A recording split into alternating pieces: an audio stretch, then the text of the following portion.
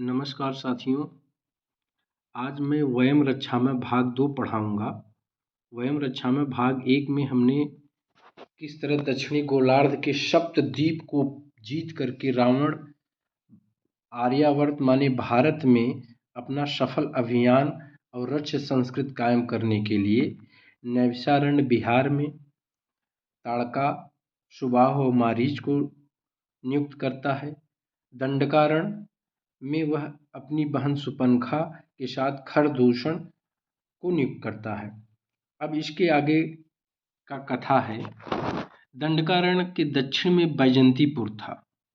दंडकारण्य जो कि आंध्र प्रदेश तमिलनाडु का जो क्षेत्र है उसी के और दक्षिण वैजयंतीपुरम था, जहाँ स्वामी असुर तिमिरध्वज शंबर नाम का एक असुर रहता था और उसकी पत्नी का नाम मायावती था। अब साथियों, मायावती के विषय में आप लोग जान लीजिए। यह मंदोदरी की सगी बड़ी बहन थी। मतलब जो दैत्यमय था, दानवमय की 2 पुत्री थी। छोटी का नाम मंदोदरी जिसका शादी रावण से होता है, और बड़ी बहन माने मंदोदरी से कम 15 साल बड़ी थी। उसका विवाह ये तिमिरध्वज शंबर नाम के एक असुर से होता है और अपूर्व रूप सुंदरी थी। चतुर्सेन शास्त्री वयम रक्षामय में लिखते हैं कि मंदोदरी खुद बहुत बड़ी सुंदर थी, लेकिन मंदोदरी इसके सामने कुछ नहीं थी। इसकी सुंदरता के आगे अपूर्व रूप सुंदरी थी यह। और उसका साढ़ू भाई रावण वहां पहुंचा। कहाँ पहुंचा? दंडकारण्य के दक्षिण में पहुंचकर मायावती का बलात्कार करता है। वह मायावती के रूप सौंदर्य पर इतना मुग्ध हो जाता है, उसे लगता है कि मंदोदरी तो कुछ नहीं है, और इसलिए वह उसके साथ जबरदस्ती शारीरिक संबंध बनाता है। और यह शंबर जो उसका पति है तिमिरध्वज शंबर, यह देख लेता है। जब देख लेता है तो शंबर क्रोध में अंधा हो जाता है कि इसको बताइए, मैं छोटे भाई की तरह, साड़ू भाई की तरह इज्जत दिया, अब ये इतना हरामजादा है रावण कि आकर के हमारी पत्नी के साथ गलत काम कर रहा है। तो दोनों में मल्ल युद्ध होता है। मल्ल युद्ध होता है जिसमें रावण पराजित हो जाता है। और जब रावण पराजित हो जाता है तो उसका हाथ पैर बांध कर वह उसे एक अंधा कुआं था उसमें डाल देता है शंबर। आगे चल के देव आर्य युद्ध होता है और उस देव आर्य युद्ध में शंबर लड़ने जाता है और शंबर वहां मार दिया जाता है। साथियों, जब शंबर मर जाता है तब मंदोदरी की बड़ी बहन माने शंबर की पत्नी मायावती रावण को उस अंधे कुएं से मुक्त कर देती है और माफ करती है उसके घिनौने कृत्य को, और स्वयं वह चिता में जलकर अपने पति के साथ भस्म हो जाती है। इसके बाद साथियों, वैजंतीपुरम से रावण जब मुक्त होता है, बंधन मुक्त होता है, तो वह सीधा जो है सिंधु नदी माने आज के डेट में अगर हम बात करें तो पाकिस्तान अफगानिस्तान के क्षेत्र में पहुंच जाता है। यहाँ से रावण गंधर्व नगरी में पहुंचकर, अब देखिए रावण गंधर्वों की नगरी में पहुंचा है, माने ये वयम रक्षा में राक्षस संस्कृत को हर नर वंशों में ये थोप देता है। अब गंधर्व की नगरी में पहुंचकर वहां का जो राजा है मित्रावसु, उसकी पत्री चित्रांगदा से विवाह करता है। मतलब आप ये जानिए, मंदोदरी एक इसकी पत्नी है, दूसरा एक गंधर्व पुत्री चित्रांगदा भी इसकी पत्नी है रावण की। तो चित्रांगदा से विवाह करता है, वहाँ कुछ महीने इसके साथ व्यतीत करता है। फिर चित्रांगदा को समझा बुझा करके यह अपने अभियान में निकल जाता है। फिर वहाँ से माने पाकिस्तान और अफगानिस्तान के क्षेत्र से फिर ये दक्षिण की तरफ आता है। कहाँ पहुँच जाता है? ये किष्किंधापुरी में पहुँच जाता है। और ये पंपा सरोवर के बगल एक मातंग ऋषि थे, उन्हीं का आश्रम था, और वहाँ मातंग ऋषि इसका सत्कार करते हैं। फिर मातंग ऋषि बताते हैं कि यहाँ किष्किंधा नरेश एक बाल है। तो यह पहुँच जाता है बाल के पास और कहता है मैं तुमसे युद्ध करूँगा। बाल समुद्र के किनारे सूर्य भगवान की पूजा कर रहा था और जब रावण की इच्छा मल्ल युद्ध करने की थी तो दोनों में मल्ल युद्ध होता है। उसमें बाल विजयी होता है और बाल इसे कई बार उठा के पटकता है रावण को। फिर अंत में रावण पराजय स्वीकार कर लेता है। फिर बाल इसे क्षमा कर देता है, दोनों मित्र हो जाते हैं। जब ये मित्र हो जाते हैं तब यहाँ से रावण फिर पहुँच गया हिमालय, फिर उत्तर में जाता है। वहाँ हिमालय आंचल में छद्म वेश माने रूप भेष बदल करके यह नंदी से युद्ध करता है। अब नंदी कौन है साथियों? आप लोग जानते हैं भगवान शंकर का एक गण है, नंदी बैल की सवारी करते थे भगवान भोलेनाथ। तो नंदी से युद्ध करता है और नंदी को यह हरा देता है युद्ध में, रावण विजयी होता है। तब यह रुद्र के सम्मुख जाकर रावण युद्ध की याचना करता है। रुद्र माने यहाँ रुद्र शब्द जो है भगवान शंकर के लिए आया है। भगवान शिव रावण के साथ ऐसे लड़े जैसे सिंह के सामने चूहा लड़ने आ गया। मतलब रावण जो इतना बलशाली था, जो सप्त द्वीप को विजयी किया था, जब भगवान शंकर के सामने लड़ने आया तो शंकर लड़ने में इतने पारंगत थे कि रावण को बड़ा महसूस हुआ अपमान, और अंदर से एक श्रद्धा का भाव भी उत्पन्न हुआ रावण के हृदय में, और रावण रुद्र को अपना गुरु मान लेता है। रावण वहाँ शिव स्तुति करता है, भगवान शंकर की जो है प्रशंसा गीत पढ़ता है। इस तरह शिवलिंग की पूजा पूरे विश्व में फैलने लगी और भगवान के शिवलिंग की पूजा जो है पूरे विश्व में फैल गई थी। जीव की उत्पत्ति नर नारी के मिथुन संयोग से होता है और उसी का प्रतीक ये शिवलिंग है। जननांग माने योनि लिंग की पूजा प्राचीन जातियों में होने लगी थी। बाद में शिव के अर्धनारीश्वर माने आधा शरीर पुरुष का आधा शरीर स्त्री का, इसके स्वरूप की भी भगवान शंकर की पूजा होने लगी थी। रुद्र के विषय में आप लोग जान लीजिए। भगवान शंकर के विषय में चतुर्सेन शास्त्री लिखते हैं, एक यम थे, यम की पत्नी का नाम वसु था। वसु के 8 पुत्र पैदा होते हैं, उन्हें 8 वसु कहा गया। ज्येष्ठ पुत्र का नाम धर था और इसी धर के पुत्र रुद्र थे। मतलब साथियों, अगर आप लोगों को जहाँ तक जानकारी ये है कि देवादिदेव आदिदेव महादेव, इन्हें आदिदेव कहा गया, इनके माता पिता का पता नहीं है। मतलब ये सबसे पुराने देवता हैं। लेकिन यहाँ चतुर्सेन शास्त्री भगवान शंकर के माता पिता का भी उल्लेख किए हैं। और बाद में इसी भगवान शंकर से दक्ष कन्या सती का विवाह होता है, जो हिमालय की राजकन्या, फिर पार्वती से रुद्र का विवाह होता है। अच्छा साथियों, एक चीज़ और है, सूर्य के बड़े भाई थे वरुण और अल्लाह इलाही तिलोई, ये प्राचीन वरुण देव के नाम हैं जो सूर्य के बड़े भाई हैं। माने अल्लाह जो मुसलमानों में अल्लाह नाम है, या इलाही या तिलोई, ये वरुण देवता हैं, उन्हीं का नाम है।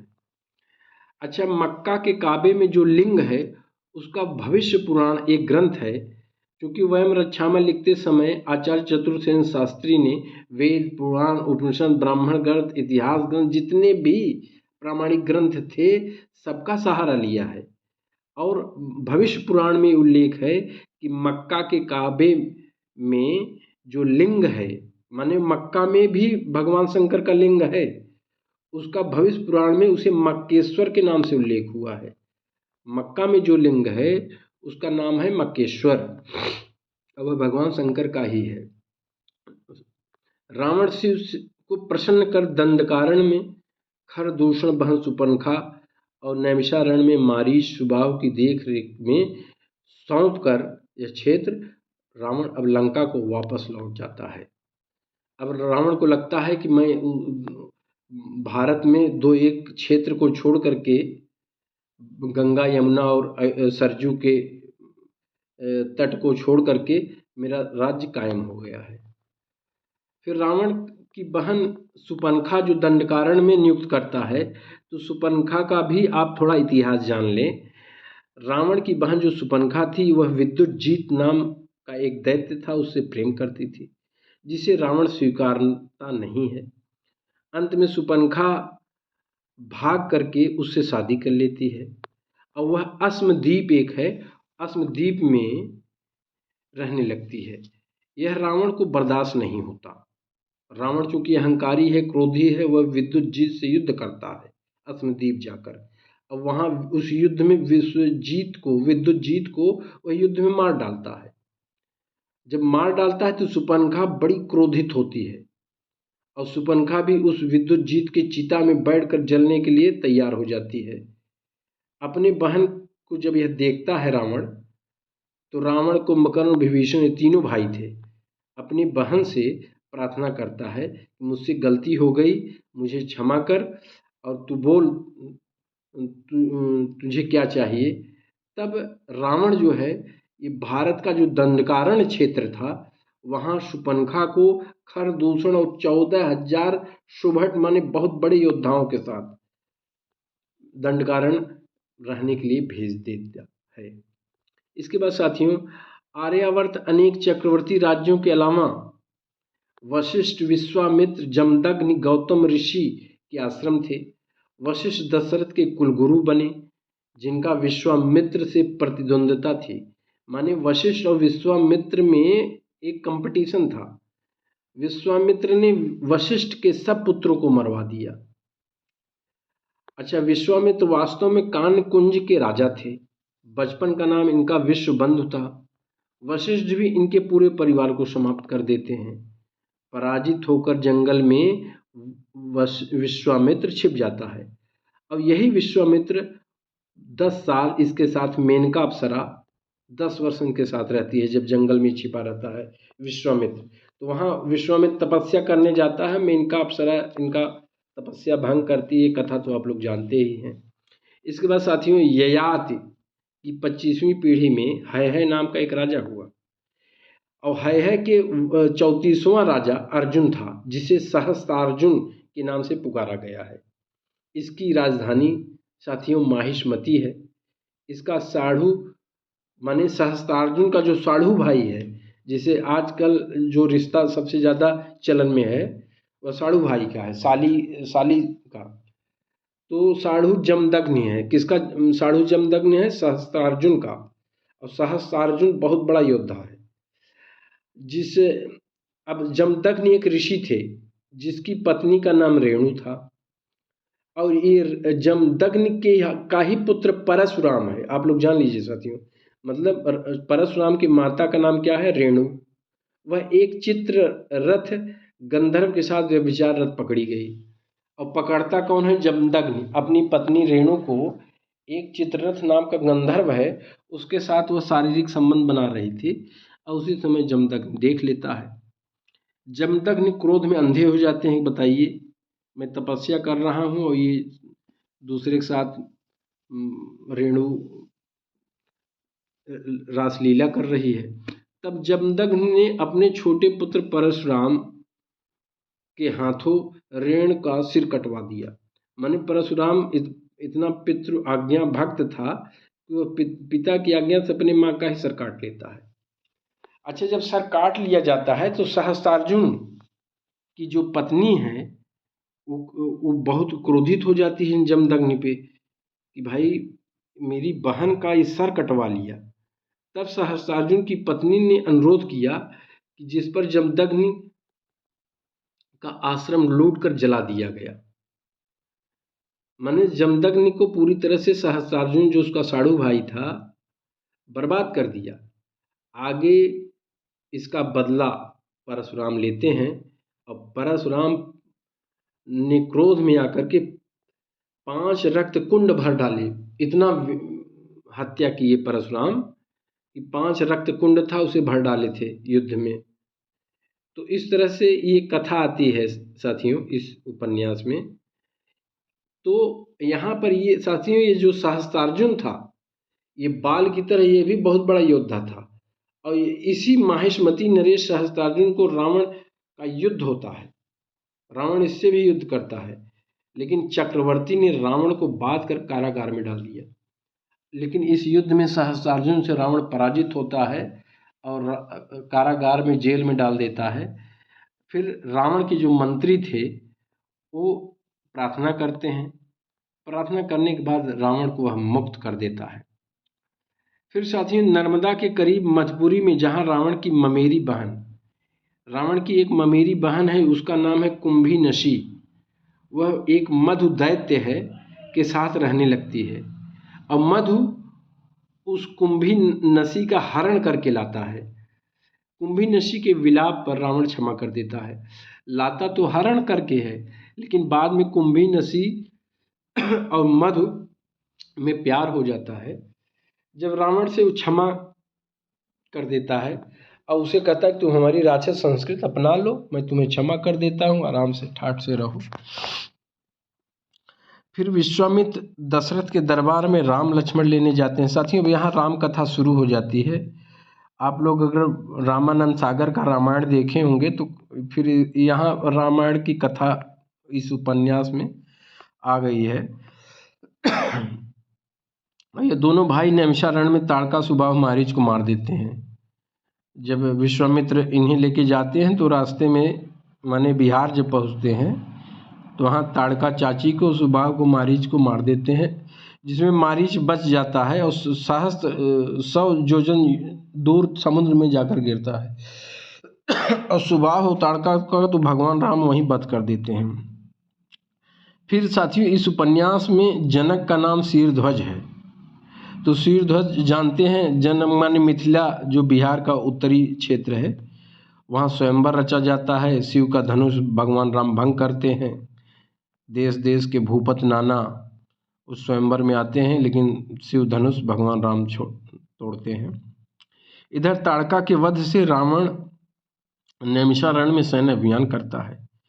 ताड़का जब मर जाती है तो रावण बड़ा डिस्टर्ब हो जाता है, सोचता है बताओ मैंने इतनी मेहनत से नैमिषारण्य में अपना आधिपत्य रखा था, पता नहीं कौन मार दिया। और उत्तर कौशल में राजा इक्ष्वाकु वंश के एक राजा हैं अनरण्य, को वह हत्या कर देता है रावण। फिर हेमंत की ओर आगे बढ़कर अलकापुरी में कुबेर। अब साथियों देखिए, रावण स्वर्ण लंका कुबेर का था, लेकिन कुबेर का जो पिता विश्रवा, जो रावण का भी पिता है, ये कुबेर को अलकापुरी में रहने को बताया गया है। अलकापुरी में अब रावण यहाँ भी आ गया है अलकापुरी में। और अलकापुरी में जब आता है तो कुबेर से युद्ध होता है और युद्ध में बड़े भाई की हत्या कर देता है, मतलब कुबेर को मार डालता है रावण। अब कुबेर के पास जो पुष्पक विमान था वह भी छीन लेता है और फिर इसी पुष्पक विमान से बैठ करके वह लंका चला जाता है। साथियों, यहाँ ये भी आया है कि वरुण लोक में वारुणेय का वध करता है। रावण जो है अभी पृथ्वी लोक से वरुण लोक पहुँच गया है, वहाँ वारुणेय का वध करता है अपनी सास। तो रावण की जो सास माने मंदोदरी की जो माता है, उसका नाम है हेमा अप्सरा। वह वारुणेय के साथ रहने लगती है तो उसे फिर जीत लेता है और अपने ससुर को दे देता है। इसके बाद वह उरपुर को जीत करके सास ससुर को देता है। उरपुर एक जगह का नाम है, इसमें गलत टाइप हो गया है। तो उरपुर को जीत करके वह अपने सास और ससुर को दे देता है। माने उसकी सास हेमा अप्सरा भी बड़ी खूबसूरत है और वह एक देवता से अपने पति माने जो दानव था उसको त्याग करके वारुणेय के साथ रहती है, लेकिन वारुणेय का वध कर देता है और फिर अपने सास को जीत करके और उरपुर जगह को जीत करके अपने ससुर को देता है। उसका ससुर मैं बड़ा खुश होता है और इसकी रावण की पत्नी मंदोदरी भी बड़ी खुश हो जाती है। फिर रावण यमलोक में यमराज से युद्ध करता है। सोचिए, रावण यमराज से भी युद्ध किया है साथियों, और यमराज भी डर कर मारे भाग जाता है। फिर अमरावती में इंद्रजीत जो मेघनाद के नेतृत्व में इंद्र पराजित होता है। माने रावण का बेटा है मेघनाद और मेघनाद जो है इंद्रजीत माने इंद्र को पराजित कर देता है और बंदी बना लेता है इंद्र को। माने देवताओं के राजा इंद्र को भी पराजित कर दिया। फिर उसके बाद साथियों, देवराज इंद्र बहुत धूर्त कुटिल चालाक आदमी है। अपने इंद्रासन को बचाने के लिए वह अपनी पुत्री माने इंद्र की पुत्री है जयंती को राक्षसों का जो गुरु है शुक्राचार्य के पास प्रेम फांस में बांधने के लिए भेजता है। अब सोचिए, इंद्रासन बचाने के लिए इंद्र कितना कमीना है कि अपनी पुत्री को शुक्राचार्य के पास भेज दिया है कि जाओ उसके साथ प्रेम करो। आज का अदन क्षेत्र, साथियों इसमें एक थोड़ी जानकारी ये भी आप लोग ले लीजिए। जो अदन देश है आज का, वह प्राचीन में आदित्य नगर के नाम से जाना जाता था। संस्कृत में आदित्य सूर्य को कहते हैं और अरबी में सूर्य को आद कहते हैं। मतलब आद और आदित्य लगभग एक ही शब्द से उच्चरित होने वाले ये सब हैं।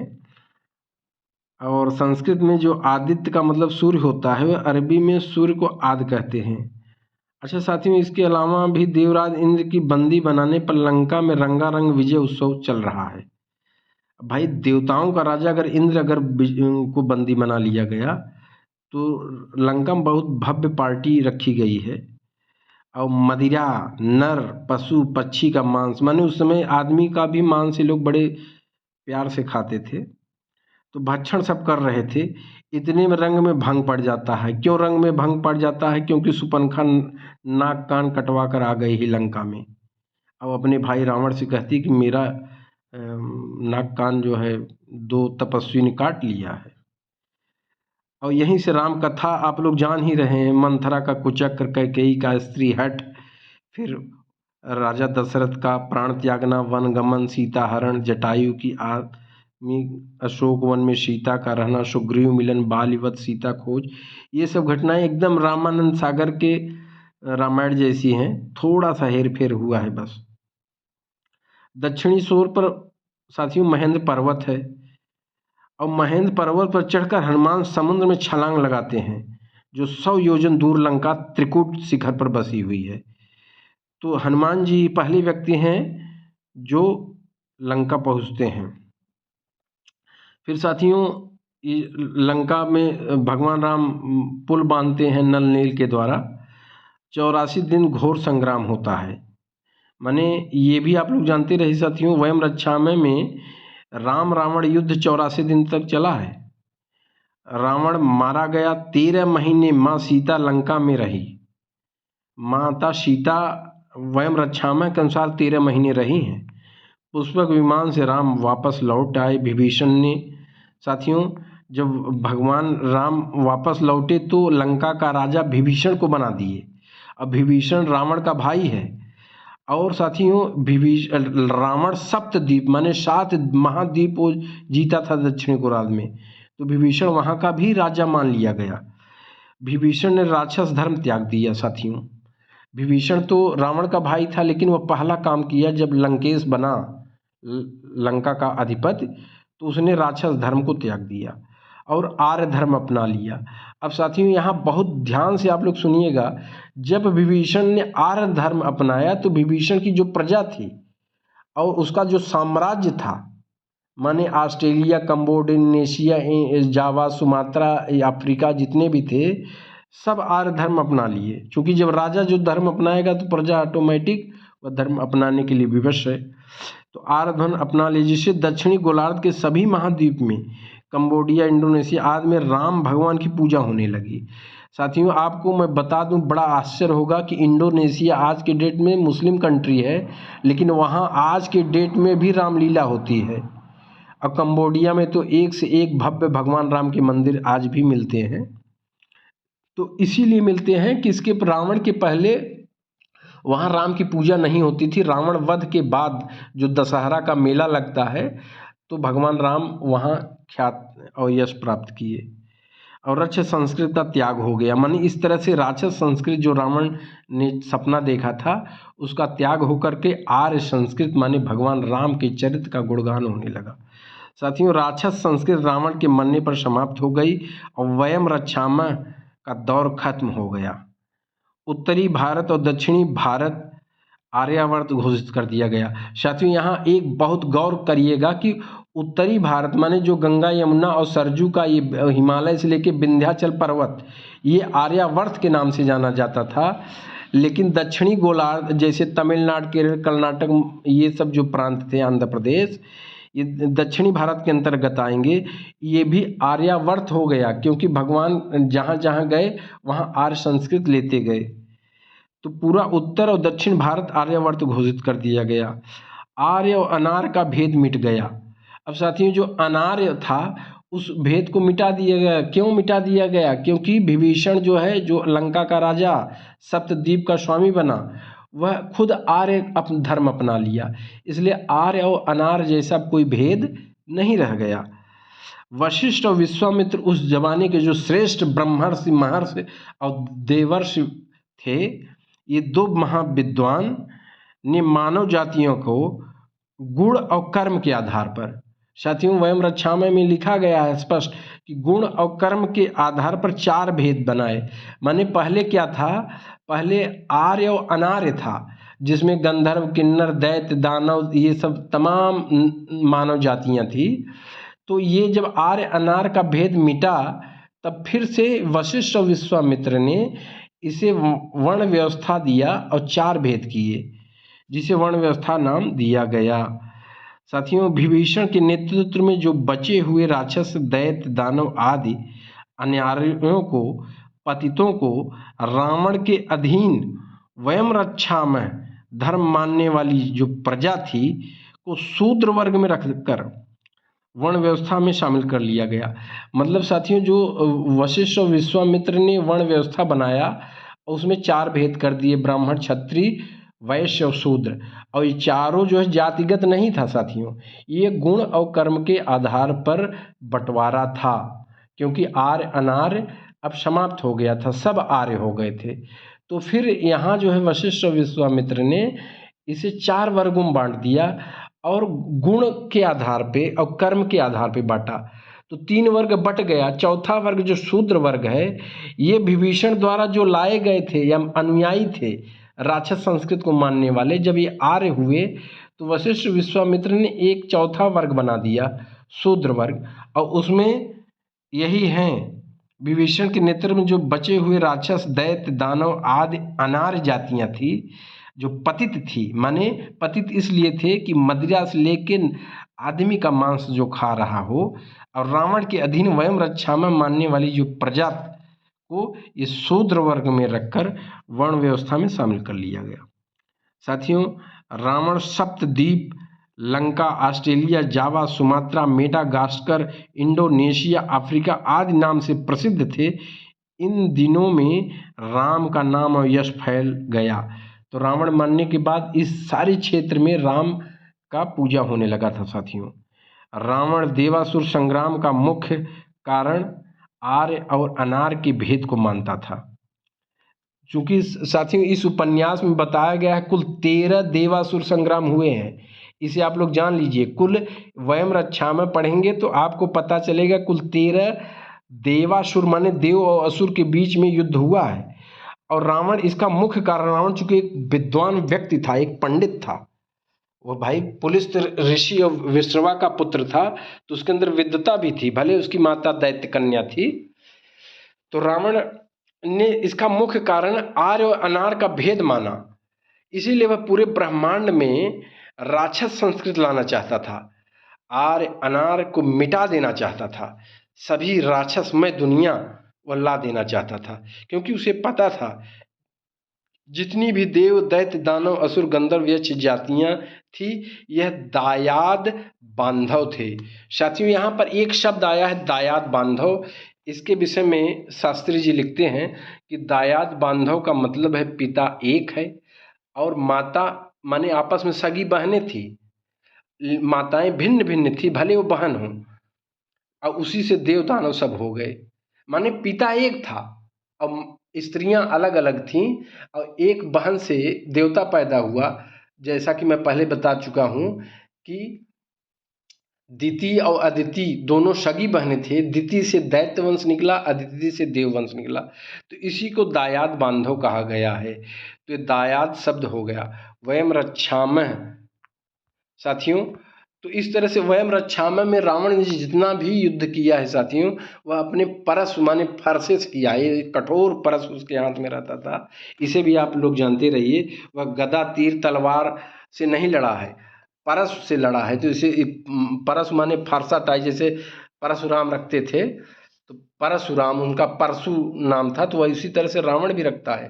तो इस तरह से साथियों वयम रक्षामः के विषय में हमने पढ़ाया है। साथियों इसका एक तीसरा भाग भी मैं बनाया हूँ जिसमें संवाद है, कथोपकथन है, डायलॉग है, किस पात्र ने क्या कहा, इसे मैं भाग 3 के अंतर्गत पढ़ाऊँगा। साथियों, अगर ये वीडियो आप देखें, आपको पसंद आए तो सिर्फ मेरा निवेदन है, इसे एक साझा आप करिए। धन्यवाद।